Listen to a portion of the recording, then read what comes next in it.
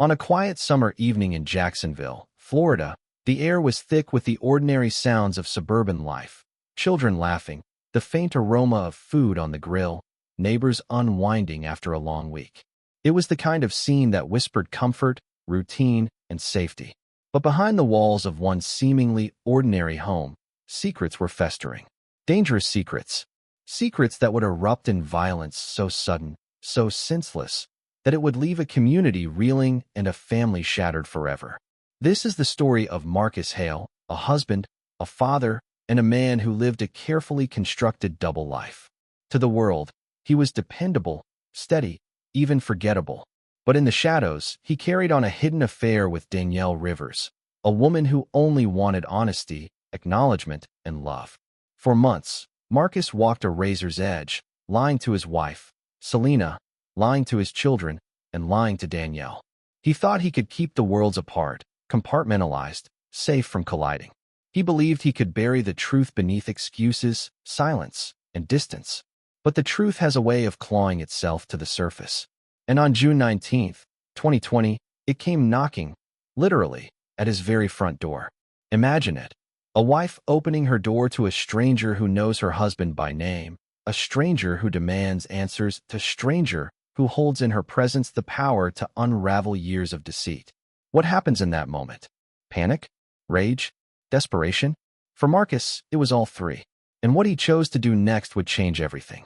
With his wife watching, with his children just feet away, he crossed a line from betrayal into bloodshed. 2 gunshots. 2 devastating choices. 1 life stolen. And 1 family destroyed forever. Tonight, we peel back every layer of this chilling case. From Marcus's hidden affair, to Danielle's heartbreaking pleas for truth, to the night that ended in tragedy, and the trial that followed. This is not just the story of a crime. It is the story of cowardice masquerading as control, of love silenced by fear, and of how lies, when left unchecked, can turn deadly. So brace yourself, because once you step inside this story, there's no turning back. To his neighbors, Marcus Hale was the picture of ordinariness. 37 years old, a supervisor at a regional freight warehouse, he was known for being punctual, soft-spoken, and polite enough to nod at the people living on his street. He wasn't the kind of man who drew attention, and that's exactly how he liked it.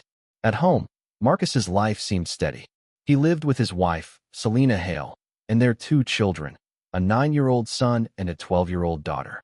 They rented a modest single-family home in Jacksonville. The kids played on the porch, Selena kept the household running, and Marcus carried himself like a man anchored in family life. On the surface, he was a husband and father doing what society expected of him. But beneath that surface, a storm was brewing. Because Marcus Hale was living a lie. 8 months before that fateful June evening, Marcus began an affair with Danielle Rivers, a 29-year-old woman who lived across town in a small apartment complex. Danielle was a trans woman, a fact Marcus never shared with anyone else in his life. She worked in retail, sometimes babysat for neighbors, and was described by friends as warm, optimistic, and quietly resilient. She was building her life piece by piece, with hope for stability, love, and a future.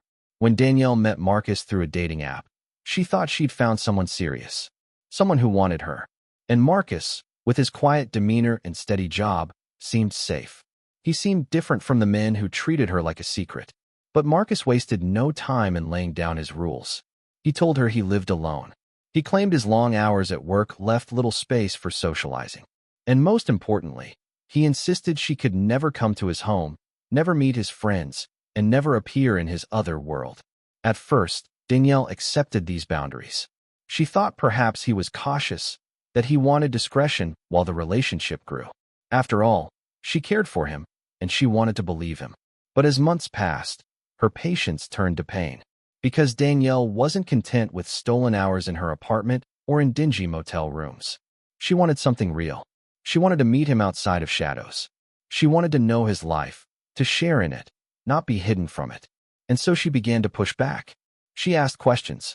She wanted to see where he lived, to meet him in public, to feel like more than a secret. Her texts became more insistent. Why can't I see where you live? Why won't you let me meet anyone in your life? Marcus always had excuses. Stress at work, needing privacy, promises that one day, he'd open that door. Just be patient, he wrote more than once. Just be patient. But patience has its limits. While Marcus was weaving lies to Danielle, he was also pulling away from Selena.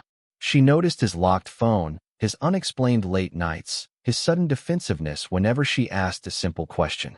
She didn't yet have proof, but her instincts told her something was wrong. Deeply wrong. Marcus thought he was in control, that he could balance both worlds, keeping his family intact while enjoying Danielle in secret. But every lie was another crack in the wall he'd built around himself. And Danielle, with her growing determination, was pushing against those walls harder and harder. Friends of Danielle would later say she was in love, that despite the secrecy, she believed Marcus could be her partner, if only he'd stop hiding. She dreamed of a day when he would finally let her in. She clung to his words, the promises he dangled just out of reach. But Marcus wasn't dreaming of a future. He was dreading exposure. He knew that if Selena discovered the truth, that her husband was not only unfaithful but living a double life, the image he projected to his family, his co-workers, his neighbors, would shatter. And so he avoided. He deflected. He silenced Danielle with distance, ignoring her messages, leaving her calls unanswered. He thought he could ghost her out of existence. But Danielle was not going to disappear. Not when she had invested months of her heart into this man. Not when he had promised her more. For Marcus Hale, the walls were closing in. And when those two worlds finally collided, the outcome would be catastrophic. While Marcus Hale was busy weaving lies to keep his worlds apart, there was one person he could never truly deceive: his wife, Selena. Selena wasn't naive. She had lived with Marcus long enough to notice when something changed, when the rhythm of their life was knocked offbeat. For years, Marcus had been predictable, his phone often left on the counter, his work hours steady, his evenings spent with her and the children. But by the spring of 2020, that predictability was gone. Marcus's phone, once casually unlocked, was now glued to his side, face down, always password protected. If it buzzed, he would stiffen, sometimes leaving the room to answer in hushed tones. Other times, he wouldn't answer at all, staring at the screen before locking it quickly. And his hours? They stretched later and later. He came home long after he was supposed to, muttering excuses about overtime or last-minute errands. Sometimes his clothes smelled faintly unfamiliar, not the sweat and dust of warehouse work, but hotel soap, different cologne, traces Selena couldn't quite place. When she asked, Marcus grew defensive. "Why are you always questioning me?" he snapped one night. "I'm working, Selena. I'm providing for this family. Isn't that enough?" But for Selena, it wasn't just about hours or money.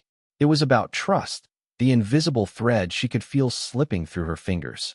One evening, she confided in her sister. Her voice was quiet, pained. "I think he's seeing someone," she whispered. "He's not the same. He's hiding something. I know it." Her sister asked if she had proof. Selena shook her head. No photos, no texts, nothing tangible. Just a wife's intuition, sharpened by years of reading her husband's moods. And in the silence of their bedroom at night, Selena lay awake listening to Marcus breathe, wondering who he really was when he wasn't with her. Meanwhile, Marcus convinced himself he was still in control. To him, Selena's suspicion was just another thing to manage, a minor inconvenience compared to the storm brewing on Danielle's side of his life. But suspicion has a way of growing. It gnaws, it lingers, it festers. By June, the Hale household was tense, fragile, a family tiptoeing around an unspoken truth. Selena tried to hold everything together for the children. She smiled at the dinner table, laughed at their jokes, packed lunches every morning. But behind those small acts of stability, her mind was racing with questions. Where is he really going? Who is he really talking to? And what else has he been hiding from me? She didn't know it then, but her fears were about to be confirmed in the most shocking, brutal way possible. Because the stranger she suspected, the shadow hanging over her marriage, was about to appear at her very doorstep. And when that knock came, nothing would ever be the same again. It was a warm Friday evening, June 19th, 2020, the kind of evening that felt unremarkable, almost comforting. In the Hale household, routine wrapped itself around the family like a familiar blanket. Out in the backyard, Marcus Hale stood by the grill, flipping meat, the smell of charred smoke curling into the summer air. His 9-year-old son darted in and out of the porch, chasing his sister, who squealed with laughter as fireflies blinked to life in the fading dusk. Inside the kitchen, Selina Hale was setting the table, humming softly to herself, grateful for a small pocket of peace. For a moment, it looked like a picture of suburban normalcy, a family winding down at the end of a long week. And then came the knock. It was sharp, firm, out of place. Selina wiped her hands on a dish towel, frowning as she walked toward the front door. Through the glass, she could see the outline of a tall woman, her posture stiff, her expression unreadable. Selina opened the door. "Can I help you?" she asked politely. The woman's voice was steady, though her eyes betrayed a storm beneath the surface. "I'm looking for Marcus." Selina froze. Marcus? How did this stranger know her husband? And then Marcus appeared, drawn by the voice like iron to a magnet. He stepped into the hallway, his face draining of color the instant his eyes met hers. Danielle Rivers. For the first time, the two worlds Marcus had fought so hard to keep apart collided in the doorway of his home. Selina's eyes flicked between them, confusion deepening. Danielle's gaze never left Marcus. Her words cut through the air like glass. "Why did you lie to me? Why did you tell me you lived alone?" Selina's breath caught. Lied? Lived alone? The ground beneath her shifted. Marcus's composure cracked. His voice rose, defensive, panicked. "You shouldn't be here," he hissed. His hands shook, his chest rising and falling too fast. But Danielle stood her ground. "I deserve the truth, Marcus. No more lies. Not to me. Not to her." She pointed at Selina, who now stood stunned, her world unraveling with every word. The children had gone quiet on the porch, sensing the tension seeping through the walls. And then, in a split-second decision that would damn him forever, Marcus lunged toward a small drawer near the doorway. He pulled it open, his hand closing around cold steel. "A gun." Selina gasped, her voice trembling. "Marcus!" "No." Danielle's eyes widened, horror flashing across her face. She hadn't come to fight. She hadn't come to hurt anyone. She had come for honesty, for answers. But honesty was the last thing Marcus was prepared to give. The first shot cracked through the air like thunder. Danielle staggered backward, clutching her shoulder as blood blossomed through her shirt. Her scream pierced the night, raw and terrified. Selina cried out, her hands flying to her mouth. Danielle turned, stumbling toward the door, toward the street, desperate to escape the nightmare that had exploded before her. Selina screamed at Marcus. "Stop. Please stop." But Marcus was no longer listening. His panic had transformed into rage, into reckless desperation. He followed her, the gun still raised, his footsteps pounding across the porch. Neighbors later said they heard shouting, then silence, and then another shot. At the curb, Danielle's body jolted as the second bullet tore into her back. She collapsed onto the grass, the breath fleeing her lungs as darkness closed in. Selina, clutching her children to her chest, sobbed on the porch. Her cries echoed across the neighborhood, a sound that would haunt everyone who heard it. Within minutes, neighbors rushed outside, their phones already dialing 911. Some stared in horror at the woman lying motionless on the lawn. Others shouted at Marcus to drop the weapon. And there he stood, Marcus Hale, husband, father, liar, killer. His gun hung limp in his hand, still hot from the second shot. He had silenced the one person who knew his secret. But in doing so, he had destroyed everything. His lover, his family, his life.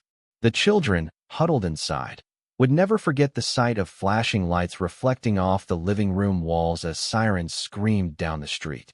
For Selina, that night was the death not only of Danielle Rivers, but of the man she thought she knew. 2 gunshots, 2 lives ruined. A single moment of cowardice that would echo for decades. The street was never meant to witness this kind of horror. One moment, it was filled with the sounds of crickets, the chatter of children, and the scent of summer barbecue. The next, it became a crime scene. The echo of that second gunshot still seemed to hang in the humid air as Danielle Rivers lay sprawled on the grass near the curb. Her braided hair fanned across the ground, her hands twitching weakly before going still. The crimson stain beneath her body spread wider by the second, swallowing the green of the lawn. Selina Hale's scream cut through the night like a blade. "Somebody help. Please, he shot her. He shot her."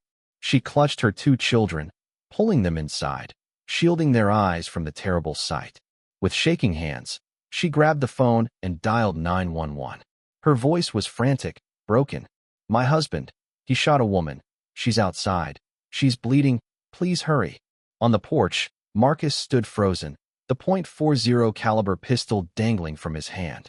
His chest heaved, sweat streaked his face, and yet there was no expression of triumph, no relief, only a hollow stare, as though even he couldn't believe what he had done. Neighbors poured out of their homes, some shouting, some backing away in disbelief. One man yelled across the street, "Drop the gun, Marcus. Put it down." And slowly he did. He set the weapon on the driveway, raising his trembling hands into the air. But the damage, irreversible, brutal, was already done.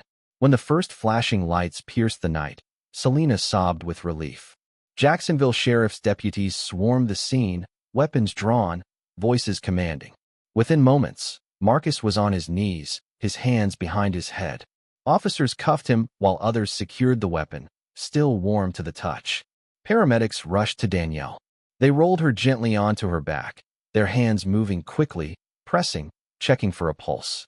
But their faces said what Selena already knew. After minutes that felt like an eternity, one of them shook his head. "Time of death," pronounced at the scene. 29 years old. Selena collapsed against the doorway, her children crying into her arms. Her mind spun with disbelief. Her husband, the man she had built her life with, had just murdered someone in cold blood. And he had done it in front of her, in front of their children. Officers began roping off the area with bright yellow tape. Neighbors whispered in clusters, their eyes wide, their voices hushed. She just knocked on the door. She was running away. He shot her in the back. Evidence markers dotted the scene. 2 shell casings, one near the threshold of the front door, another by Danielle's body. A trail of blood smeared across the walkway, telling the story of her desperate attempt to escape. Her purse lay spilled open on the grass, personal items scattered, a cell phone, keys, a folded slip of paper with Marcus's workplace address circled. Every detail painted a picture darker than Marcus's frantic claims could ever cover. As he was led away in handcuffs, Marcus mumbled to the officers. "She wouldn't leave me alone." She forced her way in, but his words fell flat against the reality on the ground, against the silence of Danielle Rivers, whose voice would never again be heard. And in that silence, a community felt the weight of what had just happened. A woman's life extinguished, a family destroyed, a secret exposed in the most violent way imaginable. At the scene, the truth and lies already stood in opposition. But in the hours that followed, those contradictions sharpened into a battle of narratives, Marcus's desperate attempts to twist the story against the cold weight of evidence. After paramedics declared Danielle Rivers dead, detectives secured every inch of the Hale residence. Shell casings, the blood trail, the spilled purse with Marcus's work address scrawled on a folded note. All of it told a story Marcus would soon try to deny. He was taken to the precinct, cuffed but eerily calm, his face pale, his eyes unfocused. Detective Clara Benton, a seasoned homicide investigator with years of experience reading liars, was assigned to the case. She'd seen the same look before, the hollow stare of a man rehearsing excuses. Inside the interrogation room, Marcus leaned forward, his arms on the table, his voice low and deliberate. "She wouldn't leave me alone," he said. "She showed up out of nowhere. She forced her way in. She threatened me, in front of my wife and kids. What was I supposed to do?" Detective Benton didn't flinch. She pressed him for details. "What exactly did she say? Did she raise a weapon? Did she attack you physically?" Marcus shook his head. "No weapon. But she was yelling. She was going to ruin my life." Already, his words faltered. He wanted the officers to see him as the victim, a husband defending his home, a father protecting his family. But the evidence was already eroding that defense.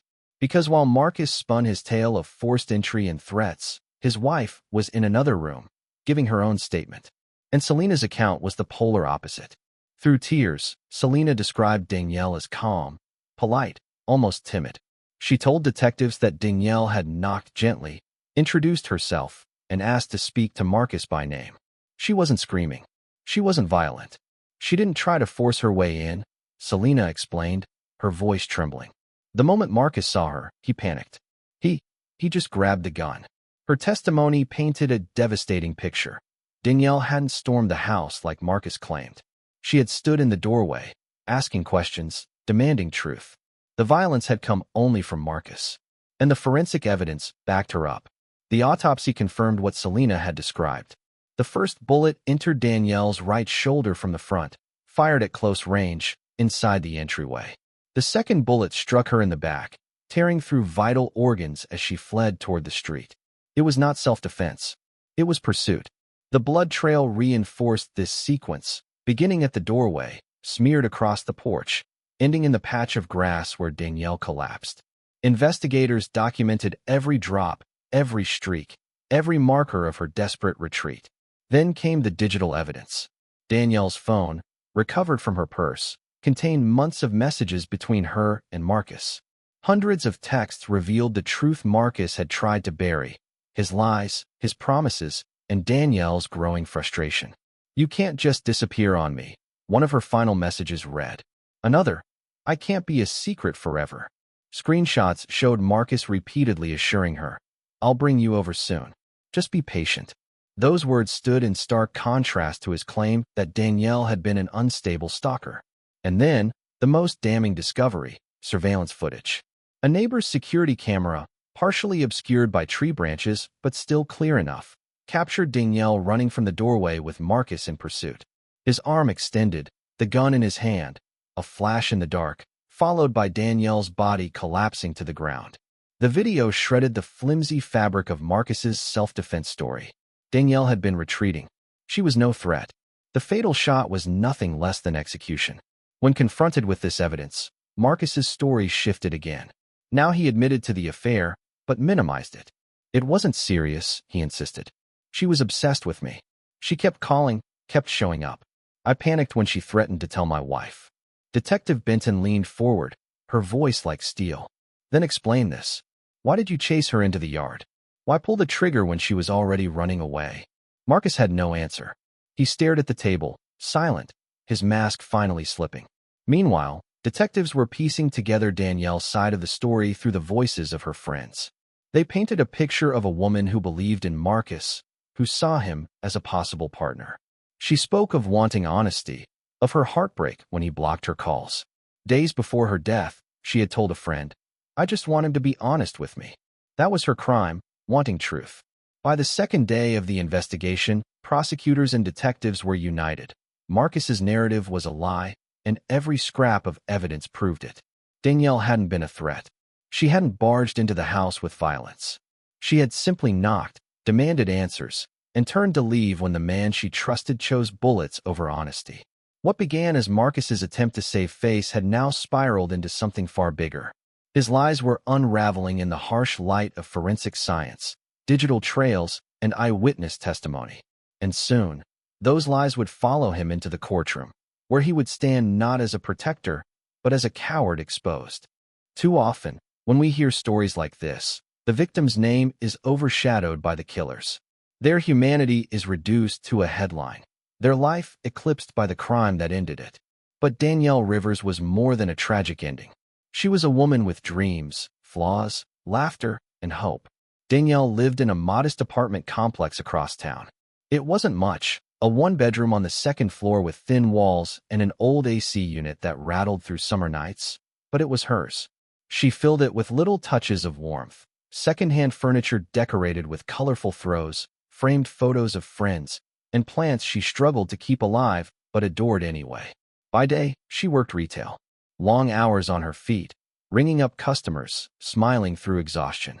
She picked up extra cash by babysitting for neighbors, quickly becoming the trusted big sister for kids in the complex. They loved her bright laugh and the way she could turn chores into games. Danielle's friends described her as someone who lit up rooms without even trying. She was resilient, not because life had been kind, but because she refused to let it harden her completely. Being a trans woman meant her journey had been lined with rejection and struggle. She had endured cruel stares, cutting words, and the quiet loneliness of being misunderstood. And yet, she kept going. She held on to the hope that one day, she would be loved openly and fully, without secrecy. That hope is what drew her to Marcus Hale. When she first met him on a dating app, Marcus seemed different. Stable, reliable. He wasn't flashy or reckless. He was steady, soft-spoken, with the kind of demeanor that suggested safety. And Danielle craved that. In the beginning, she accepted his boundaries. Maybe he needed time. Maybe he was being careful. She didn't push too hard, believing his excuses that he was busy with work or just private. She wanted to trust him. But as the months went by, the cracks grew harder to ignore. The hotel rooms, the late-night visits, the constant reminders that she couldn't come to his home, couldn't meet his family, couldn't exist in his real world. To Danielle, love wasn't meant to be hidden. She wanted more. She deserved more. And so she started to ask harder questions. She sent more texts. She pressed him for answers. "I can't be a secret forever," she wrote, her frustration bleeding through the words. Her friends remembered those conversations vividly. One recalled sitting with her just days before the shooting, when Danielle sighed and said softly, "I just want him to be honest with me." That was all she wanted, honesty. Not revenge, not drama, not to destroy his family. Just the truth. And that's why, on that fateful June evening, she gathered her courage and knocked on Marcus's door. She wasn't armed. She wasn't shouting. She wasn't there to attack. She was there to confront the man she loved with the reality he had been hiding. In her purse, along with her ID and keys, she carried a folded slip of paper with Marcus's workplace address, her attempt to find him after weeks of silence. It wasn't the mark of a stalker, as Marcus would later claim. It was the act of a woman desperate for clarity, for closure, for acknowledgement. Danielle's life was not defined by that final moment. It was defined by her determination to live authentically, to love fully, and to demand honesty even when it terrified the man who had deceived her. She deserved better. She deserved love without lies, partnership without secrecy, and a future without fear. But instead, her pursuit of truth cost her everything. And in that loss, the world was robbed of a woman whose only crime was wanting to be seen.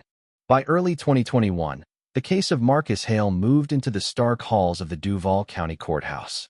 The community had already whispered its verdict, but now, a jury of 12 would hear the evidence, weigh the testimony, and decide his fate. The prosecution entered the courtroom with one central argument. Marcus had not acted in self-defense. He had acted out of fear, not fear for his life, but fear of exposure. Fear that his double life would be dragged into the light, that the wife and children he clung to as a shield would finally see him for who he really was. And so, the state painted a chilling picture. They began with Danielle's arrival. Calm, respectful, polite, no forced entry, no weapon, just a knock at the door and a request to speak to Marcus by name. Then came the turning point, Marcus's choice. He had crossed the hallway, opened a drawer, and pulled out a loaded gun. He had pointed it at an unarmed woman and pulled the trigger. And when she turned to run, bleeding and terrified, he had pursued her into the yard and fired again. This time, a fatal shot to the back. This, the prosecutor declared, their voice echoing through the courtroom, was not self-defense. This was execution. The evidence spoke with merciless clarity. The medical examiner testified that the first bullet entered Danielle's right shoulder at close range, inside the doorway. The second bullet pierced her upper back at a downward angle, consistent only with her running away. This was not defense, the examiner said flatly. This was pursuit. Next came the forensic analysts, who explained that the shell casings, blood trail, and ballistics all aligned with the sequence of Danielle's retreat. Marcus's palm prints on the pistol, the gunshot residue on his hands, the warm weapon found in his driveway, all irrefutable proof that he had fired the shots. But perhaps the most devastating testimony came from Selena Hale, Marcus's wife. Though visibly shaken, Selena spoke with unwavering clarity. She described Danielle's knock at the door, her calm introduction, and the way Marcus's demeanor had shifted the instant he saw her. She told the jury how Marcus went straight to the drawer, how Danielle had not raised her voice, had not forced her way inside, had not made a single threatening move. She described how Danielle turned to leave only after the first shot ripped through her shoulder. Her words cut like a knife, undermining Marcus's claims with the credibility of a woman who had lived in that house, who had seen the truth with her own eyes. The prosecution then turned to Danielle's friends, who painted her as hopeful, longing for love and honesty. One friend recalled her saying, "I can't be a secret forever." Another testified that just days before her death, Danielle had sighed, "I just want him to be honest with me." Their voices echoed Danielle's humanity through the courtroom, a haunting reminder that she had wanted nothing more than truth. The jury was shown text messages, Marcus promising to bring you over soon and make time eventually. They saw Danielle's unanswered pleas. You can't just disappear on me. They were shown the folded note with Marcus's workplace address, proof of her desperate attempts to find him after he blocked her. And finally, they watched the security footage. Though grainy, though partially obscured by leaves, it told the story with brutal simplicity.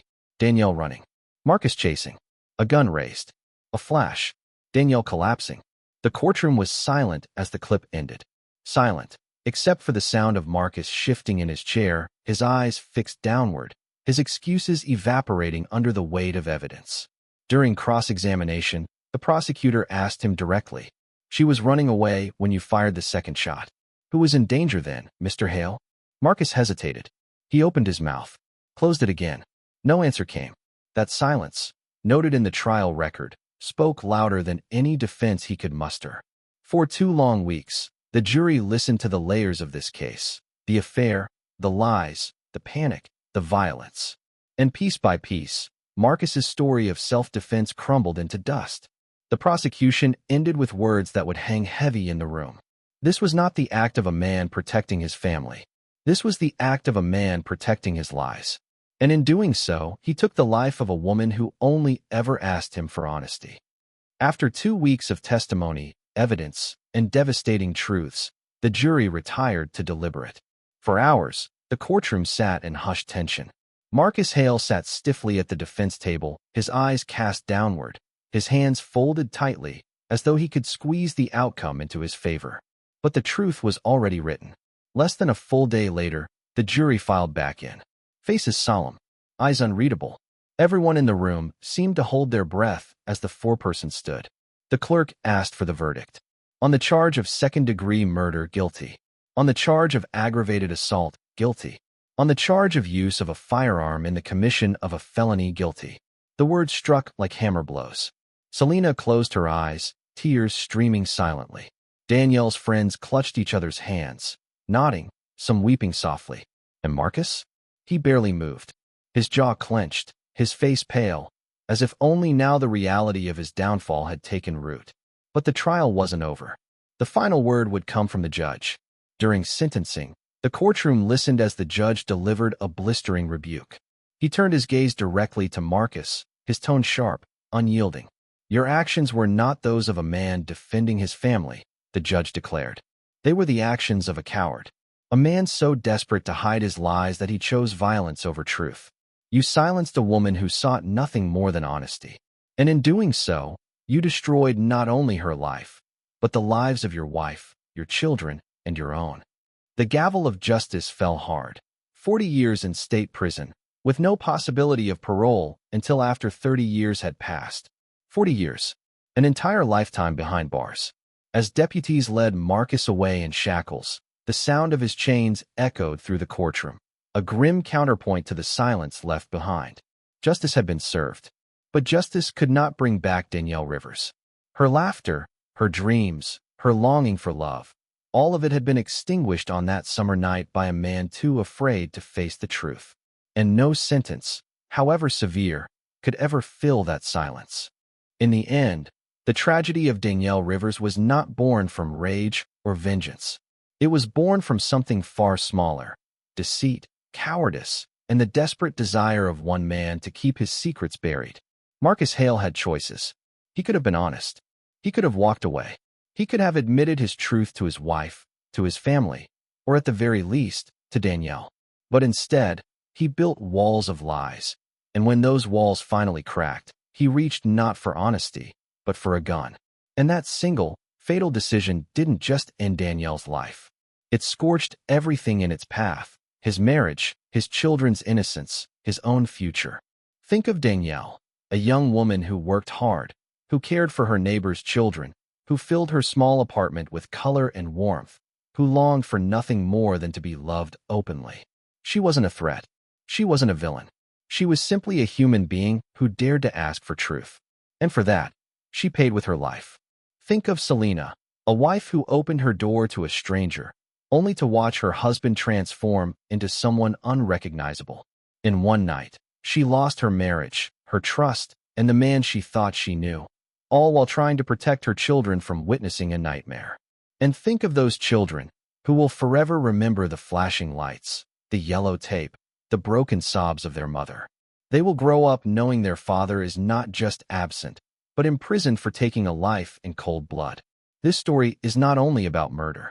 It is about the devastating consequences of lies. Lies told to a lover, lies told to a spouse, lies told to oneself. Because the truth, as painful as it may be, will always surface. And when it does, it demands a price. For Danielle Rivers, that price was her life. For Marcus Hale, it was 40 years behind bars.